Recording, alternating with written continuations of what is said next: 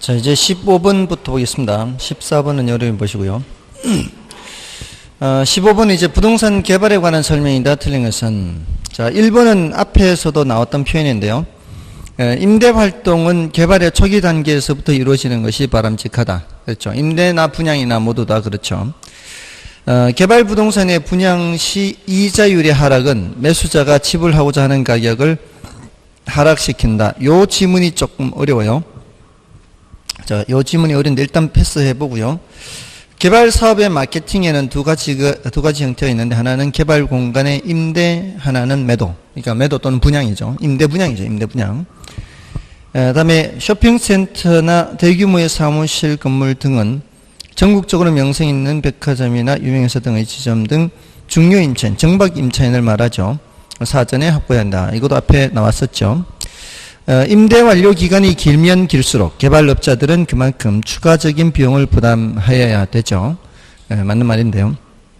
자, 2번은 어떤 건가 하면은, 여러분들이 이거를 머릿속으로 이해를 하고 이성적으로 생각하면 잘 안 되는데, 동물적 감각으로 느끼면 잘 돼요. 여러분들 한번 이제 이 아파트든 상가든 분양받으러 갔어요. 갔는데 이제 줄다리기를 해요. 깎아달라, 더 달라, 이렇게 하는데 이자율이 내려간대요. 이제 내가 전액을 내 돈으로는 못하니까 남의 돈을 좀 빌려서 이자 부담을 해서 살 생각이었는데, 이자가 내려간다면은 조금은 더 올려줘도 여력이 되지 않나요? 이자가 내려가면은. 지금 이자가 안 내려간다면은 내가 더 올려주기가 부담스럽지만, 이자가 내려가면 이자 부담이 줄어드는 만큼은 좀 더 올려줄 여력이 있지 않나요? 아니면 말고요. 그렇게 해도 그냥 그 가격을 그대로 고집해? 욕심이 나면은 조금은 더 올려주고 살 수도 있잖아요. 그러니까 이자율이 내려간다는 것은 지불하고자 하는 금액이 조금은 더 올라갈 수 있는 거예요. 충분히 납득이 되죠. 이러면 납득이 되는데 왜 글자를 읽을 때는 안 될까? 그죠? 이게 그 얘기인지 이제 바로 이제 와닿지가 않는 거죠. 내용이 사실 조금 어렵기는 해요. 그런 것을 생각하려면 그 현실에서 그 상황을 머릿속에 연상을 해보는 거죠. 내가 직접 물건을 사려고 할 때 이자율이 하락한다면 내가 지불하고자 하는 금액이 좀 올려줘도 되는가 해보면 그렇게 되네, 이렇게 되는 거죠. 그러니까 그걸 미루어 짐작을 해봐야 되는 거죠. 머릿속에 그 연상을 해봐야 돼요. 그래서 공부를 할 때는 그 내용을 글자를 읽지 말고 글을 읽어야 돼요. 그 상황을. 그래서 여러분들이 민법에서 많이들 어려워하시는 ABC, 갑을병 나오고 막 이렇게 갑을병 전까지 나오고 막 머리가 막 혼란스럽죠. 그거를 갑과 을과의 관계에서 생각하고, 또 을과 병과의 관계에서 생각하고, 병과 갑과의 관계에서 이거를 하나씩 이렇게 생각하면 제 입장에서는 어떨지, 내 입장에서는 내 입장에서만 생각하지 말고 제 입장에서도 생각해보고 또 다른 제 입장에서도 생각해보고 이렇게 해야 되잖아요. 이 갑을병이 제일 많이 나오는 게 대리 아니에요? 대리잖아요. 대리. 본인, 대리인, 상대방.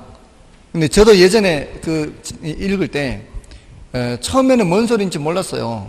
제가 책을 읽는데 한 일주일 이상 읽었는데도 뭔 소리인지 몰라서 책 한 권만 놓고 읽는 거예요. 다른 책은 하나도 안 보고. 일주일 이상 그걸 본 거예요. 뭔 소리인지 몰라. 두 번째 읽을 때 한 5일 읽었는데 시간은 단축했어요. 근데도 아직도 뭔 소리인지 모르겠어요. 세 번째 읽을 때는 도대체 이 인간이 뭔 얘기 하려는지 줄거리만 알자. 줄거리만, 세부적인 거 모르고 지나가고 줄거리만 알자고 읽으니까 오히려 더 쉽게 받아들여지는 거예요. 소설책 읽듯이 지나가는 거예요. 3일 만에 읽었어요. 세 번째 읽을 때는. 이제 물론 앞에 읽은 것이 도움이 됐겠지만 세 번째 읽을 때는 격까지는 다 버리고 줄거리만 알자라는 생각으로 읽으니까 훨씬 더 잘 내용이 들어오더라고요. 그러니까 그 줄거리가 뭔가 하면은 그 각 단원별로 타이틀이 있잖아요. 그 타이틀의 뜻이 뭔지만 알면은 내가 안다고 치고 세부적인 거 그냥 넘어가자. 그러니까 그거는 곁다리로 이렇게 듣고, 예를 들어 법률행위라는 단원이 나왔어요. 그럼 법률행위 뜻이 뭔지만 알면은 그 법률행위라는 것이 뭔지에만 초점을 맞춰서 계속 읽어나가는 거죠. 뒤에 부연 설명이 돼 있어도 부연 설명된 거는 자세히 안 보고 그냥 그걸 다 법률행위를 설명하는 말들이라고 생각하면서 계속 법률행위만 초점 맞추는 거죠. 그러니까 법률행위란, 그래서 첫 번째 문장이 뭐였는가 하면 법률행위란 의사표시를 요소로 하는 법률요건 이렇게 돼 있잖아요. 뭐가 반드시 있어야 돼요? 의사표시가 반드시 있어야 되잖아요. 의사표시가 없는 거는 법률행위가 아닌 거죠. 그러니까 야 갚아라 이렇게 한 거는 의사표시가 아니고 어떤 내용이 있는 게 아니라 그냥 갚아라라는 말밖에 안 했잖아요. 갚아라 이거는 의사의 통지라는 통지, 알려준 거, 내 의사를 통지한 거. 의사표시가 아니고 의사를 그냥 알려줄 뿐이에요. 어떤 내용이 있는 게 아니고 기존에 어떤 법률 행위를 했는 것에 대해서 갚아라, 돈 갚아라 이거잖아요. 그럼 이거는 의사표시가 아니니까 뭐예요? 법률 행위가 아닌 거죠. 그리고 여기에 대해서 법에 정한 대로 효력이 발생하죠. 법에 정한 대로 무슨 효력이 발생해요? 예? 그러니까 법에 정한 무슨 효력이 발생해요? 갚아라 이렇게 하면은 시효 중단이 발생해요. 시효 중단. 갚아라 하면은 그때부터 시효 중단 발생하지 않나요? 시효로 소멸하는 거 있잖아요. 뭐 5년 만기 시효인지 뭐 10년 만기 시효인지 시효가 발생하는데 내가 만기가 도래하기 전에, 소멸 시효 만기가 도래하기 전에 갚아라 하면은 시효가 일단 중단되지 않나요? 시효가 중단이 되는, 시효가 중단이 돼요. 시효가 중단이 돼요. 그러니까 몰랐어 이거를? 몰랐구나. 아니요, 중단이 중단이 일단 되고 추가적인 무슨 행동을 해야 돼요. 그래야만 다시 10년이라는 게 발생해요. 그냥 갚아라 최고 가지고는 안 돼요. 그 이후에 재판상 청구라든가 뭔가를 해야 돼요. 그래야 다시 10년이라는 게 생겨요. 일단 중지. 그러고 나서 1개월 이내인가 뭔가 다음 후속 절차를 밟아야 돼요. 근데 그게 효력이 10년인데, 소멸시효가 10년인데, 끝나기 전, 한 달 전에 갚아라. 갚아라 일단은 이제 중지를 시켜놨잖아요. 그러고 나서 뭐 재판상 청구를 들어간다거나, 이렇게 해서 이제 그 판결을 새로 받거나, 뭐 이렇게 하면은 이렇게 늘어나는 거예요. 또는 이때 일부를 변제를 했어요, 채무자가. 일부를 변제하면 다시 10년 생기는 거예요. 일부를 변제하면. 그러니까 하는 방법 중에 어떤 방법이 있는가 하면, 야, 니 다 못 갚으면 니 지금 100만 원이라도 갚아라. 이렇게 얘기하는 거예요. 그럼 100만 원이라도 갚잖아요. 그러면 1억 중에 100만 원이라도 갚으면은 9,900만 원의 효력이 처음부터 다시 시작이에요. 10년 다시 시작이에요. 그런 방법이 있어요. 시효를 연장시키는 아주 좋은 방법이에요. 그런 이제 일대는 있는데, 근데 그게 내가 10년을 연장시키겠다는 의사를 표시한 거예요? 아니잖아요. 일부 변제를 하면은 시효가 다시 발생한다는 게 어디 규정돼 있어요? 법에 규정돼 있죠. 법에. 내 의사 표시를 그렇게 한 게 아니라, 그런 거는 무슨 행위가 되는 거예요? 준법률 행위가 되는 거죠. 법에 정한 대로 효력이 발생하는 게 준법률 행위죠. 이게 아주 중요한 차이죠. 법률 행위는 내가 의사 표시한 대로 효력이 발생해요. 너 그 5,000원에 10개 살게. 이렇게 알았다. 승낙. 청약을 하고 승낙하고 이렇게 하면은 자기네들 사이에서 의사 표시한 대로 효력이 발생해서 5,000원에 10개를 거래하는 거죠. 이거는 법률 행위란 말이에요. 근데 법에 정한 대로 일부 변제 또는 채무 승인 이렇게 하면은 다시 효력이 발생하는 거는 법에 정해놨거든요. 법의 규정으로. 그러니까 이런 내용들을 그 상황에 따라 글자를 읽는 게 아니라 글을 읽어야 되는 거죠. 그러니까 표현 대리 하잖아요. 표현 대리 했을 때 본인에게 어느 정도 책임을 지우잖아요. 그 왜 그러겠어요? 그만한 그 본인에게 책임을 지울 만한 본인의 뭔가 잘못이 있었던 거죠. 의사 표시를 한 수권 표시인가? 수권의 의사 표시인가 뭐 그거 한 거 있고 또 그 기간이 지나가 버린 대리권이 소멸됐는데 그 이후에 계속 대리권 행사를 한 거 그리고 권한의 범위를 넘어서는 대리권을 한 거라든가 뭔가 본인에게 책임질 만한 요소가 조금이라도 있을 때는 표현 내리잖아요. 근데 본인은 전혀 아무런 얘기하지 않았는데 지가 혼자 가가지고 본인을 위해서 이렇게 거래를 한 거는 협의의 무권 내리 아니에요. 그럼 본인한테 책임을 지울 수가 있어요, 없어요? 그런 경우에는 본인한테 책임을 지울 수가 없는 거지. 근데 그 해놓고 보니까 본인이 보니까 잘한 거래야. 그럼 그런 것까지 효력이 없게 할 이유가 없잖아요. 그럴 때는 본인한테 추인을 할 수 있도록 해줘야 되겠지. 뭐 그런 거죠. 그러면은 그런 때에는 뭐 그런 이제 관계가 있고. 그러니까 그 상황에 따라 이거를 머릿속에 그리는 거 아니에요. 그러니까 글자를 읽는 게 아니라 글을 읽도록 해야 된다 이 말이에요. 앞으로 남은 기간도 마찬가지죠. 앞으로 남은 기간 엄청 많은 시간입니다. 70 며칠이면 엄청나게 많은 시간이에요. 그거를 공부하는 데 집중을 안 해서 그런 거죠. 공부는 공부, 다른 일은 다른 일 딱 해놓고는 공부할 때는 공부만 집중적으로 해야 돼요.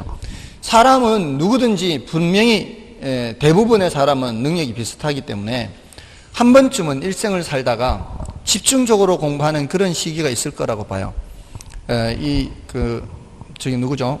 모택동이 중국 공산혁명을 달성하기 전에 북경대에서 6개월 동안 엄청난 양의 독서를 했다고 해요. 짧은 기간 동안 압축적으로. 그리고 나폴레옹이나 이런 사람들, 이 유명한 사람들은 거의 대부분 독서광이 많아요. 그런 사람들이 대체로는 늘 책을 가까이는 했지만 압축적으로 집중적으로 책을 읽는 그런 시기가 있다고 해요. 근데 그게 여러분에게도 분명히 있을 수가 있죠. 그게 앞으로 남은 시험 기간 동안 그것이 될 수가 있거든요. 그러면 이제 일단은 다른 모든 생활을 이제 다 접어버리고 공부하는 데 집중하는 거죠. 특히 혼자인 사람들은 공부하는 데 집중하기가 쉽잖아요. 혼자인 사람들 많죠, 여기 지금. 혼자인 사람 많죠? 혼자인 사람들은 뭐 걸리적거릴 게 없잖아요. 집중적으로 공부하는 거죠. 다른 사람들은 걸리적거릴 게 많은 사람들은 안 돼. 걸리적거릴 게 많은 사람들은 좀 쉽지 않지만, 그러니까 다른 사람의 도움을 필요로 한다고 지난번에 말씀드렸잖아요. 누군가의 도움을 받아야 돼요. 공부를 집중적으로 하려면은. 아무튼 그것이 이번 시험이 그런 계기가 돼서 여러분들의 잠재되어 있는 능력을 한번 캐낼 수 있도록 한번 해보시기 바랍니다. 분명히 그런 능력이 있다고 봐요. 사람마다. 그게 이번 기회로 그렇게 해보시기 바랍니다. 자, 아무튼 그렇고요. 다음에 16번은 이제 16, 17, 18, 19, 20. 자, 요것은 또 조금 더 중요해요. 그래서 요것은 5문제 정도 되는데요. 민간의 개발 방식이죠. 민간. 그러니까 앞에 GCC 타투도 한 5문제 됐잖아요. GCC 타투. 그리고 요것도 한 5문제 됐는데 그만큼 중요도가 더 높으니까 이제 문항수가 더 많아요. 그중 이제 16번을 보겠습니다.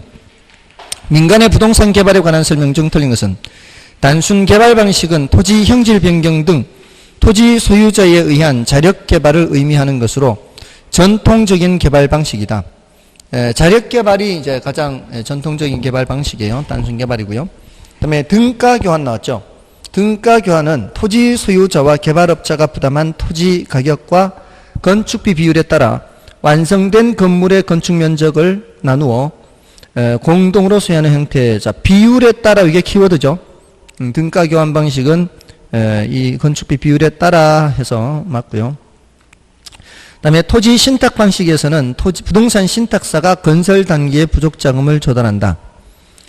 이 토지 신탁 방식은 형식적으로 소유권을 이전하는 거죠. 그러고 나서 신탁회사가 모든 것을 알아서 다 하죠. 형식적으로 소유권이 이전된 것 외에도 자금도 부담하고 노하우를 투입해서 부동산을 개발하죠. 그래서 맞고요. 그러니까 토지 소유자 입장에서 제일 복장 편한 방식이 뭐라고 보면 돼요? 신탁 방식이라고 보면 돼요. 다음에 컨소시엄 구성 방식에 의한 부동산 개발은 대규모 개발 사업에 있어 사업 자금 조달 등의 목적으로 법인 간의 컨소시엄을 구성하여 개발 사업이 이루어진다. 맞죠? 보통은 이제 자금 조달이나 기술 보완 때문에 그래요. 상호 기술 보완. 다음에 토지 소유자의 자체 사업일 경우 사업 시행은 토지 소유자가 하지만 자금 조달과 이익 귀속의 주체는 건설회사이다. 말도 안 되죠. 자체 사업이면은 다 누가 알아서 하니까. 자기가 알아서 하니까 자기한테 다 귀속되고 하는 거죠. 다음에 17번은 여러분이 봐주시고 18번을 보겠습니다. 민간에 의한 부동산 개발 방식을 설명한 것 중 틀린 것은 1번 자기 자금과 관리 능력이 충분하고 사업성이 양호하다면 자체 사업이 적합하다. 그렇죠. 다음에 등가 교환 방식은 토지 소유자가 소유한 토지 위에 개발업자가 자금을 부담하여 건축한 건물의 건축 면적을 토지 소유 개발업자가 전체 투입 자금별로 나눈다. 이거 앞에 나왔죠. 맞고요. 그다음에 사업 위탁 방식에서는 신탁회사의 소유권을 넘기고 신탁회사가 자금을 조달한다. 요것도 앞에 나왔는데 여기 지금 틀렸죠, 이게? 신탁 방식이죠. 사업 위탁 방식은 뭐예요? 사업 위탁 방식은 토지 소유자가 토지뿐만이 아니라 자금도 조달하는 거죠. 이 사업 시행자에게는 그 사업의 시행만 위탁을 해서 수수료만 지불하는 거죠. 그래서 3번 틀렸고요. 4번에 신차지 방식 나오죠. 차지 방식이 뭐예요? 차지 방식은 땅을 빌리는 거죠. 차자가 빌차잖아요. 빌리는 거. 근데 신차지죠. 신차지. 이거는 땅을 빌리면은 빌린 데 대한 대가를 줘야 되잖아요. 토지 소유자는 토지를 이제 그 개발업자에게 빌려주는 거예요. 그러면 그 빌려준 데 대한 대가, 지대죠. 지대를 어떻게 받을 거냐 하는 거잖아요. 근데 그 지대를 계약 기간 중에 계속 받죠. 계약 기간 중에 지대를 계속 받기 때문에 계약 기간이 종료됐을 때 아직 경제적 가치가 많이 남아있는 그 건물을 어떻게 처리할 거냐 하는 거잖아요. 그 건물을 돈을 주고받고 유상으로 거래를 해야 되는 게 신차지 방식이죠. 그러니까 시가로 양도된다. 이렇게 표현할 수 있고요. 그 다음에 대규모 개발 사업에서는 법인 간의 컨소시엄. 요것도 앞에 나왔던 표현이고요. 정답은 3번이고요. 그 다음에 19번도 보겠습니다. 민간에 의한 부동산 개발 방식을 설명한 것 중 옳은 것으로 짝지은 것은 기억에 개발신탁에서는 개발신탁을 다른 말로 이제 토지신탁이라고 하는 거죠. 신탁회사의 소유권을 넘기고 토지 소유자가 자금을 조달하여 사업을 시행한다. 토지 소유자가 자금을 조달할 이유가 없죠. 신탁회사가 다 알아서 하는 게 신탁 방식이에요. 그러니까 기억은 틀렸죠. 그 다음에 등가 교환 방식은 토지 소유자가 소유한 토지 위에 개발업자가 자금을 부담하여 건축한 건물의 건축 면적을 토지 소유자와 개발업자가 전체 투입 자금 비율로 나누는 공동사업 유형이다. 이거는 앞에서 나왔던 거죠. 그래서 니은은 맞는 거고요. 그 다음에 디귿에 자기 자금과 관리 능력이 충분하고 사업성이 양호하면은 이거는 사업 위탁 방식이 아니라 자체 개발, 자력 개발이죠. 틀렸고요. 지금 옳은 것으로 짝지은 것이기 때문에 지금 니은이 맞는 거고 기억 디귿이 틀렸잖아요. 그러면은 벌써 답은 니은, 리을, 미음 답이 나온 거죠. 기억이 들어가면 안 되고 디귿도 들어가면 안 되고 니은이 들어가야 되는 거니까 정답은 3번이 벌써 나온 거예요. 다음에 리얼의 신차지 방식 나왔죠. 신차지 방식은 아까 좀 전에 나왔잖아요. 개발업자 토지를 임차에 개발하는 방식으로서 계약기간 중에는 소유자에게 지대가 지급되며 계약기간 종료 시점에서 건물이 유상으로 양도되는 거죠. 구차지 방식은 이제 무상으로 양도되는 거죠. 계약기간 중에 지대를 받지 않기 때문에. 그 다음에 컨소시엄을 구성하여 사업을 수행하는 방식은 대규모 개발 사업에 적합하다. 그래서 정답은 니은, 리을, 미음 3번이 되겠습니다. 자, 20번에서는 그 3번 지문만 좀 볼까요? 다른 건 다 중복이 되니까 3번 지문에 공사비 대물 변제형도 있죠.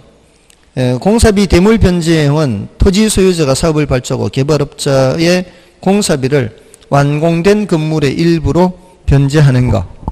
요거는 이제 대물 변제형이죠. 그리고 4번도 좀 볼까요? 4번에 사업 수탁 방식에서 개발은 누구 명의로 진행돼요? 토지 소유자 명의로 진행이 되죠.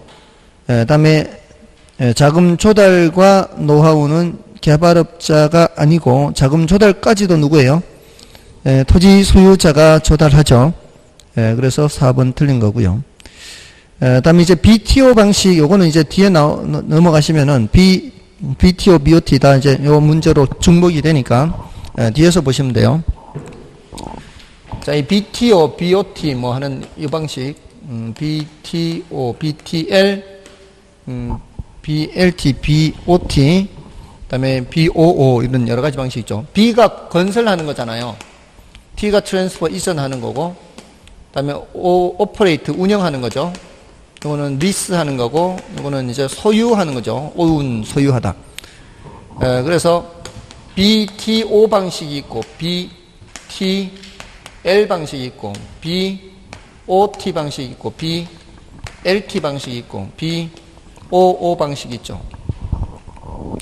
자, 여기서 BTO 방식은 이제 공공시설을 민간 자본으로 건설하죠. 건설한 후에 소유권을 이전한 후에 운영하는 거죠. 그래서 이 운영하는 거하고 요거 L 리스하는 거하고의 차이가 뭐예요? O하고 L 차이. O하고 L 차이는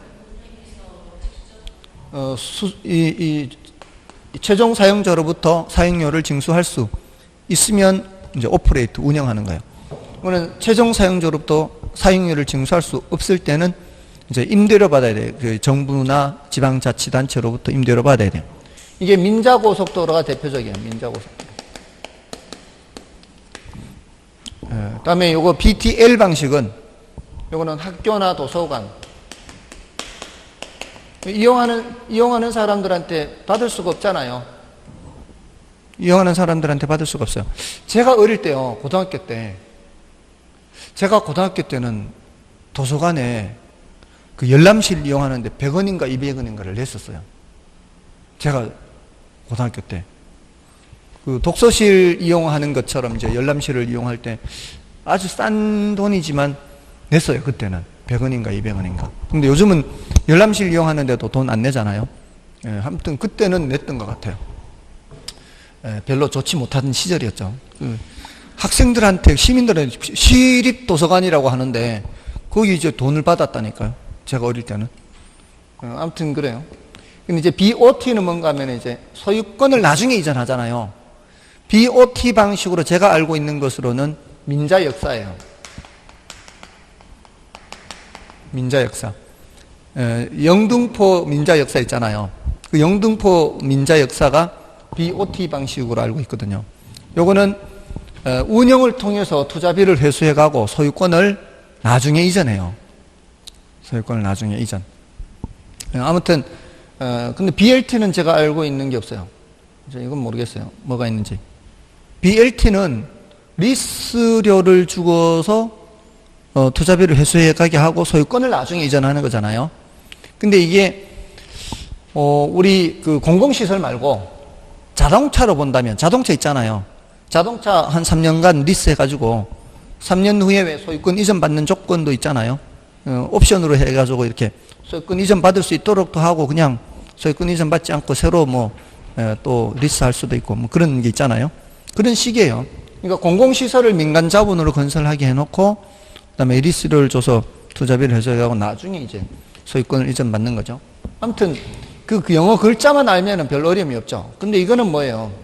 소유권을 이전하지 않죠. 트랜스퍼가 없어요. 계속 소유하면서 운영하는 거예요. 이 영어 글자만 알면 돼요. 앞에 O가 own, 소유예요. 소유하면서 운영하는 거. 자, 그래서 지금 기억해 보시면 BOT로 돼 있잖아요. 근데 설명이 어떻게 돼 있는가 하면은 시설의 준공과 함께 시설의 소유권이 국가 또는 지방자치단체에 귀속된다.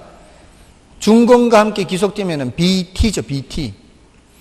그리고 나서 사업 시행자가 정해진 기간 동안 시설에 대한 운영권을 가지고 수익을 내는 거는 BTO가 되는 거예요, BTO. 그러니까 짝이 안 맞아요. 그 다음에 니은은 BLT라고 되어 있는데 사업 시행자가 사회 간접 자본 시설을 건설하여 일정 기간 동안 시설을 주무관청에 리스하고 리스 기간 종료 후에 시설의 소유권을 주무관청에 양도한다. 이건 맞죠? 순서가 건설, 리스, 양도. 맞아요. 그 다음에 디귿은 BTO라고 되어 있는데 사업 시행자가 시설의 준공과 함께 소유권을 국가 또는 지방자치단체에 이전하죠. 그럼 BT 맞아요, 여기까지는. 근데 해당 시설을 국가나 지방자치단체에 임대하여 수익을 내잖아요. 이거는 BTL 방식이에요, BTL. 틀렸죠? 그럼 니은만 지금 맞는 건가요? 그죠? 네, 니은만 맞잖아요. 그럼 기억 띄고 틀렸으면은 정답은 3번이나 4번 중에 있는 거죠. 그 다음에 BTL, 리얼을 보면은 사업 시행자가 시설을 준공하여 소유권을 보유하면서 운영을 통해 시설의 수익을 가진 후 일정 기간 경과 후 시설 소유권을 넘기는 거예요. 그러니까 운영을 먼저 하고 소유권을 나중에 BOT가 되죠. BOT. 운영을 먼저 하고 나중에 이전하니까. 틀렸죠. 그러면은 니은, 미음이 답이 된다는 얘기겠죠. 그래서 BOO는 시설의 준공과 함께 사업 시행자가 소유권과 운영권을 갖는 방식. 그래서 정답은 4번이에요. 21번 4번.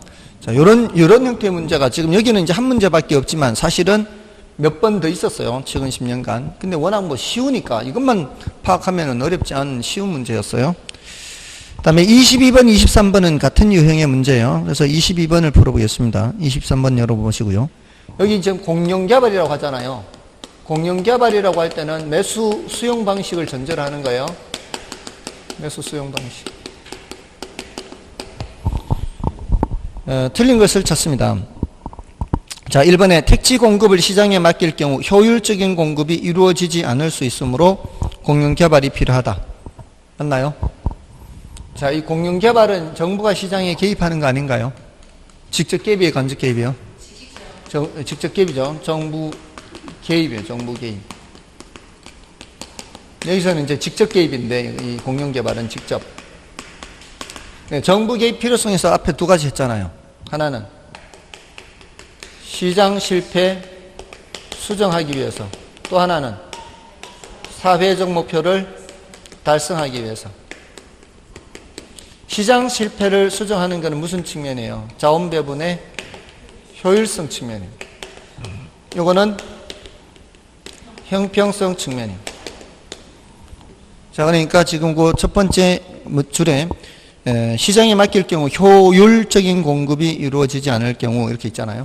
공인개발이 필요한 거예요. 그 다음에 2번에 환지 방식에 비해 간보의 복잡성을 피할 수 있으며, 환지 방식은 간보의 복잡성이 있죠.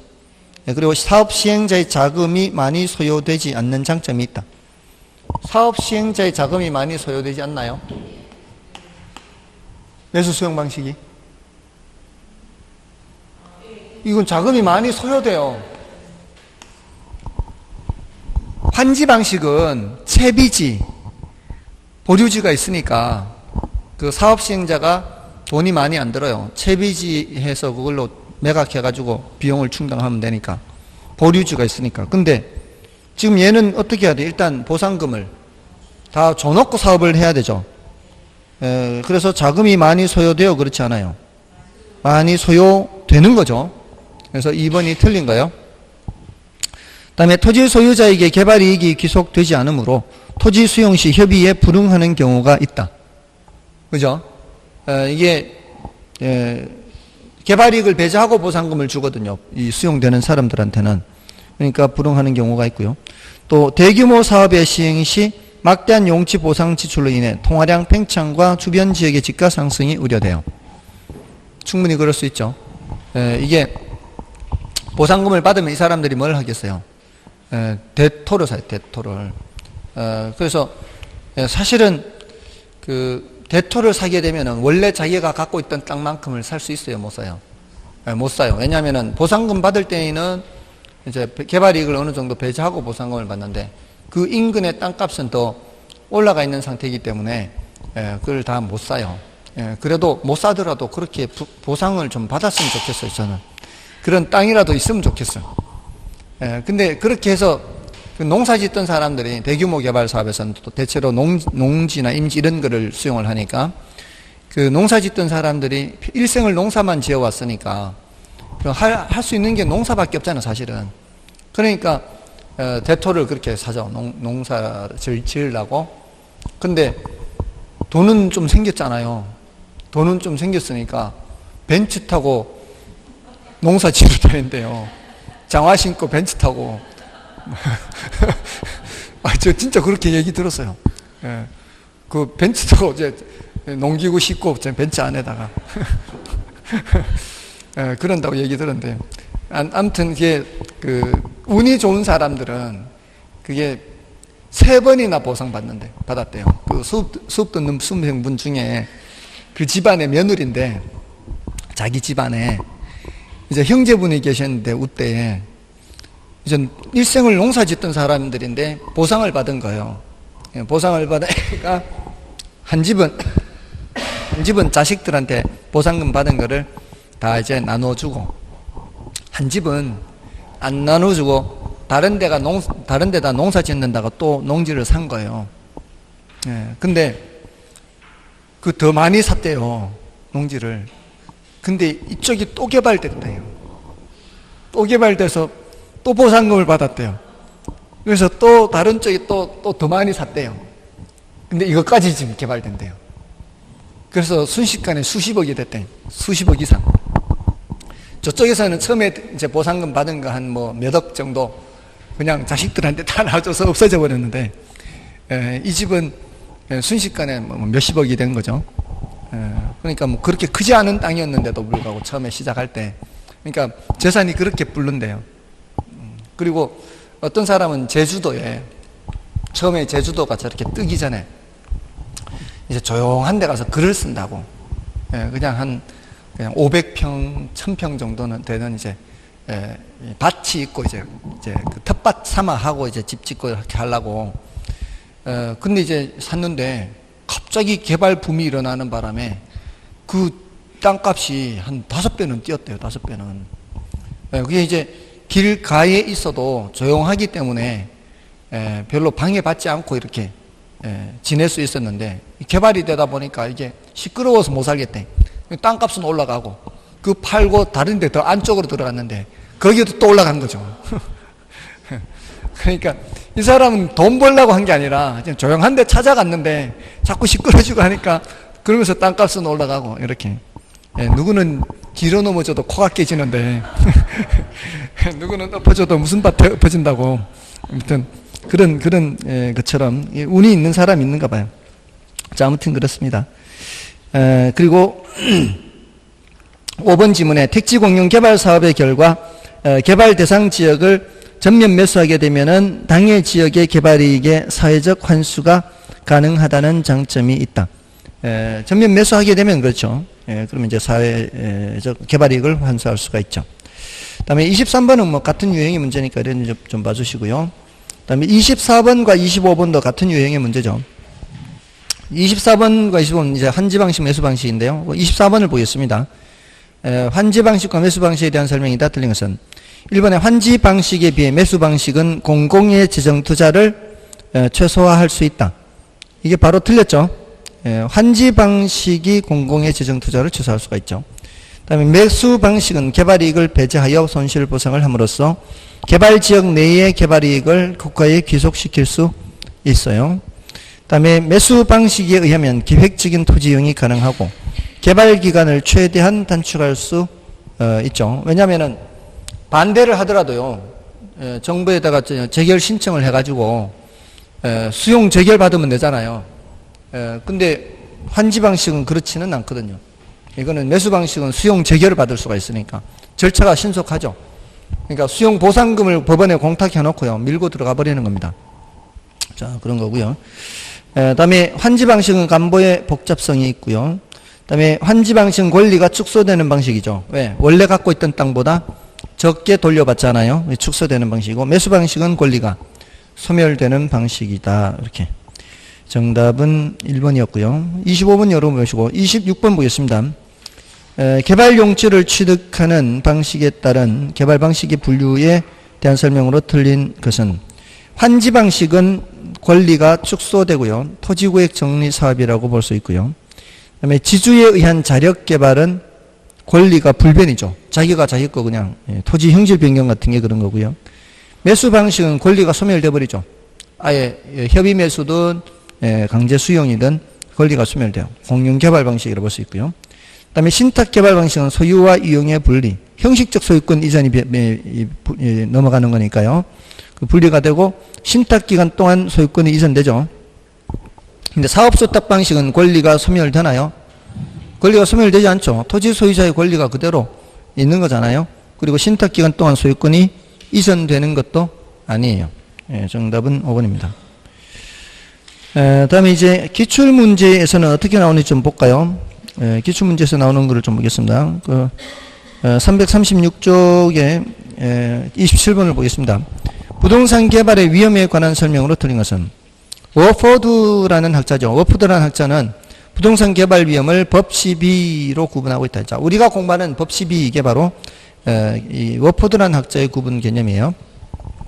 다음에 부동산 개발 사업의 추진에는 많은 시간이 소요되므로 개발 사업 기간 동안 다양한 시장 위험에 노출된다.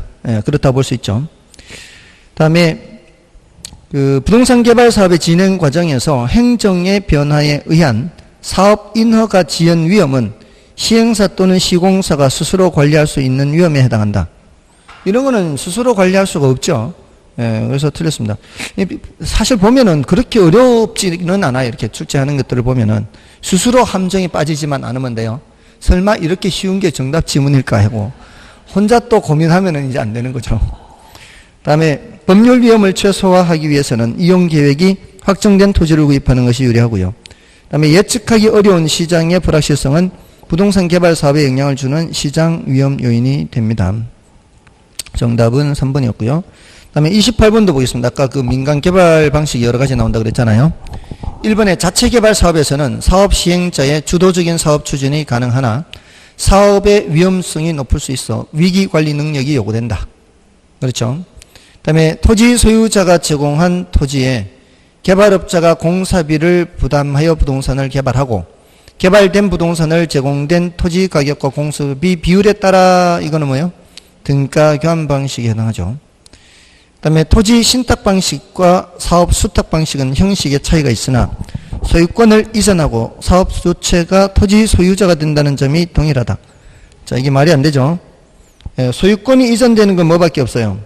신탁 방식이고, 그리고 그 사업 주체가 토지 소유자가 되는 것은 사업 수탁 방식이죠. 그러니까 짝이 안 맞습니다. 지금 3번이 틀렸어요. 그다음에 개발 사업에 있어서 사업 자금 조달 혹은 상호 기술 보완 등 필요에 따라 법인 간에 컨소시엄을 구성하여 사업을 추진한다면 이는 컨소시엄 구성 방식이 앞에서 나왔었던 표현이고요. 그다음에 토지 소유자가 사업을 시행하면서 건설업체 공사를 발주하고 공사비 지급은 분양 수입금으로 지급한다면 이거는 분양금 공사비 지급형이다. 그렇죠. 분양 수익금으로 지급하는 거니까 대체로 어렵지는 않죠. 20번은 3번이 정답이고요. 다음에 29번, 30번. 자, 비슷한 유형이죠. 30번을 보겠습니다. 부동산 개발에 관한 옳은 설명으로 묶인 것은, 기억에 시장성 나왔죠. 시장성.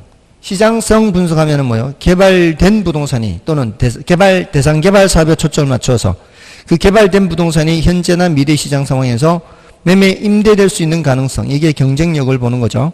그래서 기억은 맞는 말이죠. 그다음에 개발 사업에 대한 타당성 분석 결과가 동일한 경우에도 분석된 사업안은 개발업자에 따라 채택될 수도 있고 그렇지 않을 수도 있죠. 요거는 옳은 말이죠. 개발업자마다 뭐가 다를 수 있어요. 요구 수익률이 다를 수 있기 때문에 개발업자마다 요구 수익률이 다를 수 있다. 그다음에 디귿 흡수율 분석의 궁극적 목적은 과거 및 현재의 추세를 정확하게 파악하는 데 있다. 맞나요? 궁극적 목적은 뭐라 그랬어요? 미래를 예측하는 데 있다 그랬죠. 그래서 틀렸습니다.